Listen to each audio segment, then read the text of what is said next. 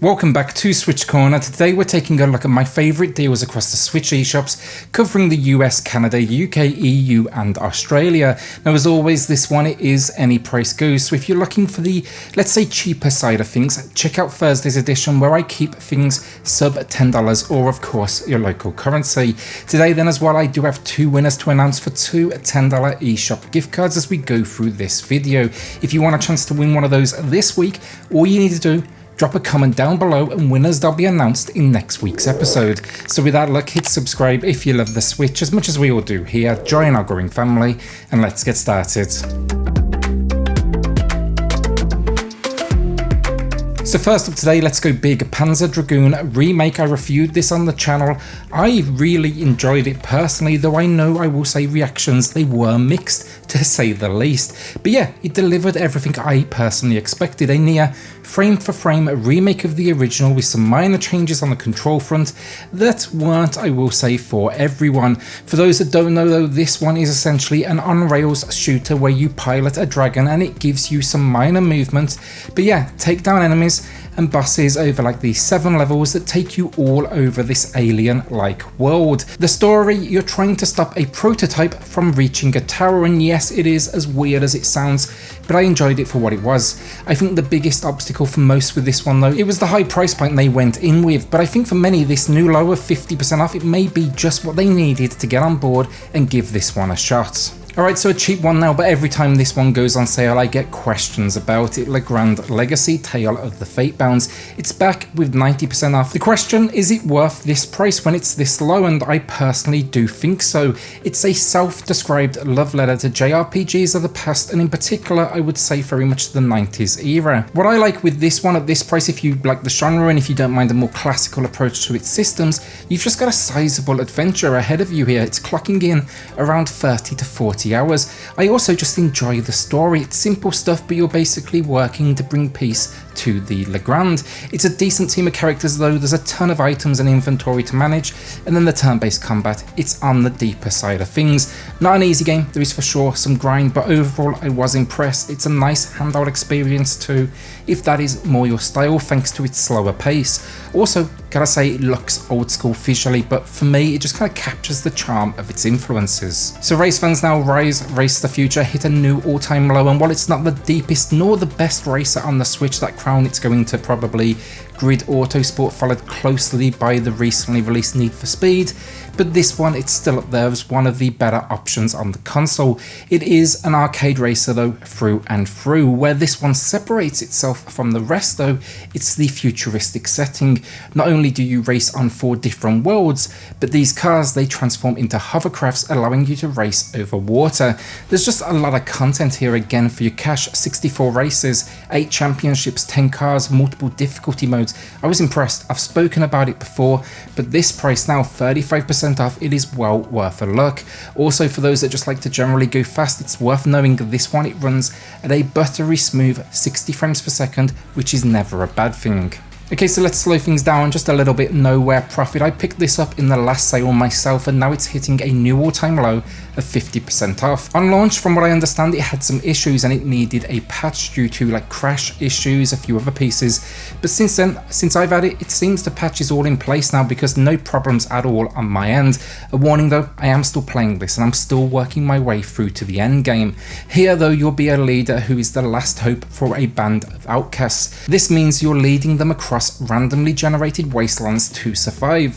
This one though, it's actually a card-based tactical game and a very good one at that, but I would suggest go ahead and watch some like in-depth gameplay tutorials first before you add it to the library. There's a whole lot happening here that definitely deserves a deeper look. Expect though to navigate a map, use a selection of like 300 different cards in combat, and then simply try to survive what is quite often a very hellish journey. Just know again though, this one difficult. It even has permadeath, so do choose your actions wisely. So I want to do something rare here, throw in a game to avoid. MXGP3 is back on sale, and every time it happens it catches folks' attention and they head to one of the first videos I ever did on the channel. I noticed a spike in activity just a couple days back and then questions started coming in. With 90% off, I absolutely do not recommend you touch this game at all. It's a complete disaster, broken gameplay, broken graphics, and yeah, everything about it. I honestly wouldn't suggest downloading it if it was free. It really is that bad. Save your cash, spend it elsewhere, or maybe look into something like Monster Energy Supercross 2 or 3, which tend to drop on sale, and they will give you a much better experience for just a tiny bit more like of your bank account. To reiterate though, absolutely avoid. If you don't believe me, check out my review. A low price cannot save this one. Shooter fans, now I ain't seen this on sale in a while, but Super Hydorah, and this is incredible. I played it originally on the Vita. I ended up grabbing actually the Limited Run Games physical release as well. Something I only do personally if a game truly, catches my eye. I'm not like out going for a full collection or anything like that. This is a side-scrolling shmup though, but it just has a ton of content compared to most. Here we're getting 21 levels that are divided into 35 sub-levels, each of them a different boss, so 35 bosses, over 100 enemy types. Kind of insane when you think about it. Then the levels, they have multiple paths, you can play co-op too, and then there's just some solid weapons and power-ups to experiment with. It even has a really good soundtrack as well. It's old school though, it's seriously challenging at points, and yeah, it has a minimal story that just kind of keeps things moving forward. You can do a lot worse with your cash though with this current 50% off. You just gotta appreciate the more retro visual style it has. Alright, so our first winner of the week then, and it's going to Corey. He pointed out Yonder, and it being one he wanted to check out, as it just seems like a chill time, and that seems like a good way, honestly, to summarize it. It's just very easy to sink hours in, focusing on, the small things, but sometimes that's very much a good thing. Sadly, the sale on this one has now ended, but no doubt we will see it again sometime soon, and I'll make sure to let you know when. It does seem to drop maybe every couple of months or so, and I finally grabbed it myself in last week's sale. We still have a second winner coming up though, but first, of course, let's check out just a few more games. So on that note, my pickup this week, haven't played it before, can't necessarily recommend it for that reason, but Minecraft Dungeons Hero Edition.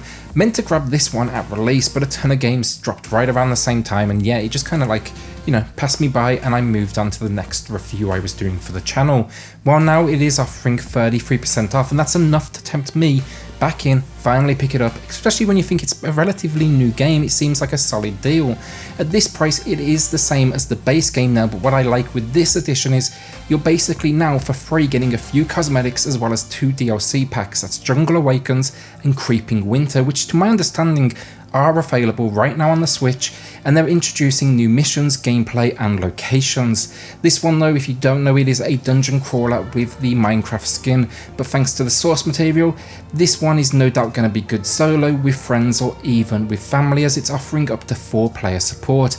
That's also me guessing here because of the Minecraft name, it's probably not going to be too difficult for any age. So here's one I grabbed recently then, Urban Flow, a new all-time low here of 70% off, and this game is really good, a lot better than I expected, but also just seriously addictive. This isn't anything too crazy in concept, but it knows how to take that formula and just slowly increase that challenge to a point where, if you're anything like me, you're going to be screaming at your Switch quickly.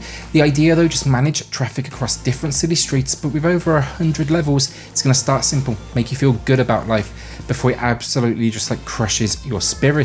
I was really impressed though. Most of my streets now do end up in absolute disaster, but it's fun nonetheless. Great visuals, a few different modes, and if you do add this one to the collection right now, you can grab Sniper Hunter Scope, a new release, for free, and it's going to be free until December the 19th. If you don't fancy this one but you want to check out something else, you can also pick up Paratopic to grab that same deal. It's a weird little horror experience that's surprisingly good and also on sale right now. Can't comment on Sniper still, haven't actually played it myself, downloaded it, still haven't actually pressed start, but you can't be too disappointed, it is free after all. Alright, so before we do get to our second winner and my 2 favourite games of the week, we've got Northgard, which is an easy decision if you're a fan of the strategy genre. It's matching the all-time low of 60% off, but it's been a while since I've seen this one on sale.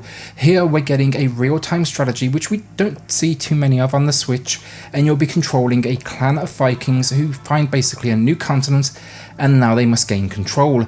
Not an easy genre to pull off on consoles due to typically, seriously complicated controls, but this does just a great job of capturing a balance to its mechanics while getting them into, the palm of your hands. It still feels very deep at the same time.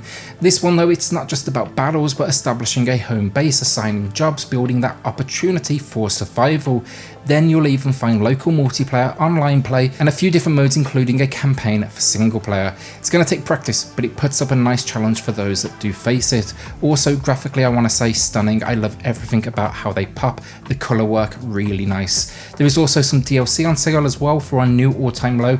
If you own this base game already, I'm actually going to be checking that out myself. So our second winner of the week then, Abhishek Venkatesh. Hopefully I didn't butcher the pronunciation there, but congrats, I have a $10 code with your name on it. Drop me an email, you will find it in the description to claim your code. Abhishek though pointed out Strikey Sisters, a fantastic brick breaker game that I would suggest to most. Really fun game, and it's still on sale right now for a few more days, offering 70% off. Thanks to everyone though who did enter. If you want to enter this week, drop a comment down below to be in with a chance to win on next Saturday's episode. So our penultimate game of the week then, the masterpiece that is Hyperlight Drifter Special Edition. It's coming in with 50% off, which we see every so often, but yeah, do not skip this one if you haven't played it already. It would be up there personally in my top games on the console, and it can be played perfectly docked or handheld, and handheld like play here is very much what elevates it above every other release on pretty much every other console. This one though, it's an action adventure RPG influenced by 16-bit. Stand out here though, the visuals, absolutely incredible. You'll also though, just in general, struggle to find a bad word against this one. Think here though, running around with a sword in hand, a gun in hand, taking down tons of enemies, and then even some epic boss moments to really, dial up that excitement. Not an easy game, but once you get it, very few games can match the fluidity this one has, especially when you factor in the stunning locked 60 frames per second. I liked this one so much I did pick up a limited physical release on the PS4, and I even have artwork from the game framed on my wall. Alright, so the final game of the week, Ancestor's Legacy, a new all-time low, and it's only been on sale maybe once before, but now it's offering 50% off, which is a steep discount given the full price. This one is another real-time strategy that I reviewed over on the channel, and it is an extremely deep game. I wouldn't just dive into this one without watching a full review before you, pull out the credit card. Just get a grasp on the mechanics first. That said, I'll tell you this, it's a very good real-time strategy, a genre that is underrepresented on the Switch. It has a few issues, some lacking animations, a few frame rate stutters, but what it lacks there, it makes up for with just sheer ambition as you take control of entire armies, not just individuals. You're controlling actual units. Here though, choose between one of 4 factions and just prepare to go to war in some seriously epic in scale battles. Really enjoyed this one, from the strategy to those quieter moments of resource management and all that good stuff. It just has a good balance of elements, and it works surprisingly well on the Switch, because honestly this should not have worked, and somehow they took a complicated control scheme and made it digestible. An impressive feat that you will understand if you do give this one a go. And that's it, another week down, and now we are finally heading into the Black Friday sale, so do expect more than a few bonus videos as we go through this upcoming week. I think we will be seeing some major deals, and I'll absolutely need to talk about them as quickly as possible. Then remember to drop a comment down below to enter for your chance to win one of the 2 $10 eShop gift cards. Finally, a shout out then to the patrons of the channel who are just going above and beyond to support SwitchCorner. Helps more than you know, so thank you all so much. If you do want to check that out for yourself, I've linked it down in the video description below. Then hit subscribe if you love the Switch as much as we all do here. Join our growing family, and I'll see you all on the next video. Thanks everyone.